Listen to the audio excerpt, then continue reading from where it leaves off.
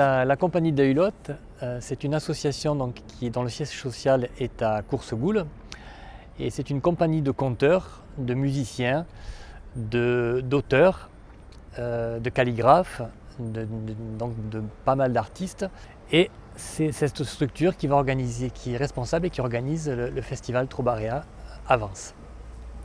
Voilà, c'est une compagnie qui existe depuis 20 ans et qui est une compagnie de conteurs et d'artistes professionnels qui se produit sur tout le département et puis bien au-delà.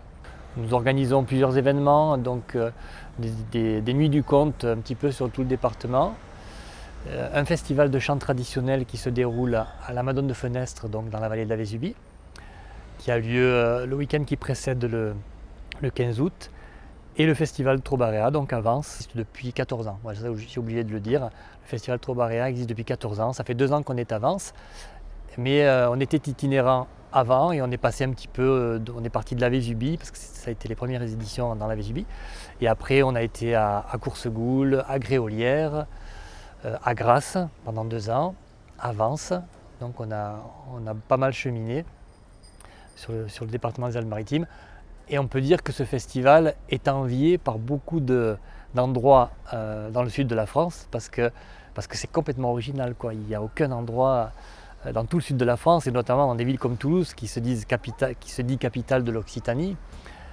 Il n'y a pas d'événement qui traite de la poésie courtoise des troubadours. Le provençal et tous les dialectes d'oc, le gascon, le limousin, en passant par le languedoc central, toutes ces langues ont pour culture et origine la langue des troubadours. Donc il devrait logiquement y avoir des événements sur cette poésie dans toute l'Occitanie. Et il n'en est rien. Le seul qui existe réellement, c'est à Vence. Et ça, je tenais à le dire, c'est important. Pour que ça fasse des petits, parce que j'aimerais bien qu'il y en ait beaucoup, parce que c'est vraiment un art qui est superbe, qui est peu connu et qui mérite vraiment d'être connu à travers la France. Donc nous essayons de produire des concerts où l'on utilise au maximum des instruments et des reconstitutions archéologiques d'instruments de l'époque, du XIIe et XIIIe siècle. Voilà, ça c'est une originalité assez importante parce qu'il y a très peu d'endroits en France où on joue le jeu jusqu'au bout au niveau de l'instrumentarium. On utilise souvent des instruments adaptés aux conditions d'aujourd'hui, avec des cordes en nylon. Là, toutes les cordes sont en boyau, nous les faisons. Tous les instruments sont monoxyles d'une pièce, nous les fabriquons aussi. Voilà, donc il y a quand même un intérêt archéologique qui est assez important.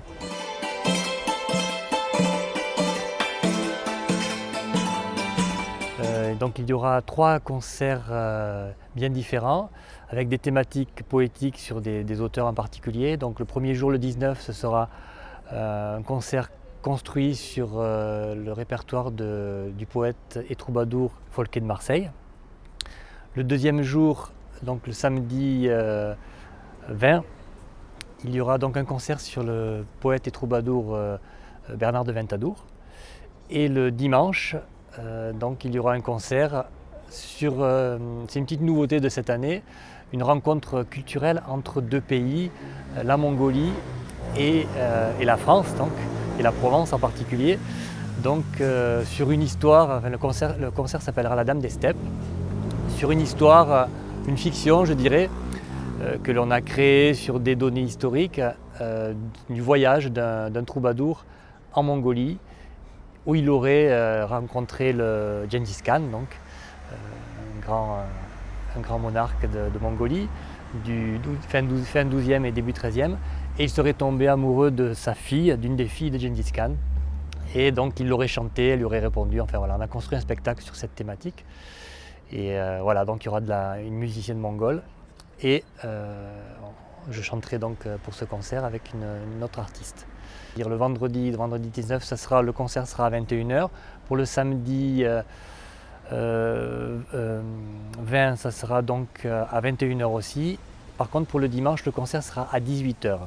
Voilà. Donc toutes les conférences auront lieu au Centre Vence Culture. L'exposition d'instruments aura lieu au Centre Vence Culture aussi. Et il y aura un atelier de calligraphie au Centre Vence Culture aussi, ouvert à tous. Bon, il faudra simplement peut-être réserver, parce que je crois que c'est un maximum de 12 personnes. La conférence, donc, les deux conférences seront donc une sur les troubadours et Minnesänger allemands, l'influence des uns sur les autres. Il y aura aussi une conférence sur le poète Bernard de Ventadour, avant sculpture, dans la salle des Meules. Il y aura un luthier qui s'appelle Florian Junio qui sera sur place à l'exposition pour présenter ses instruments et s'occuper un petit peu de l'accueil des gens. Et donc il y aura une exposition de ces instruments et des instruments de l'ensemble Florinverse, instruments médiévaux de l'ensemble Florinverse qui seront l'un à côté de l'autre.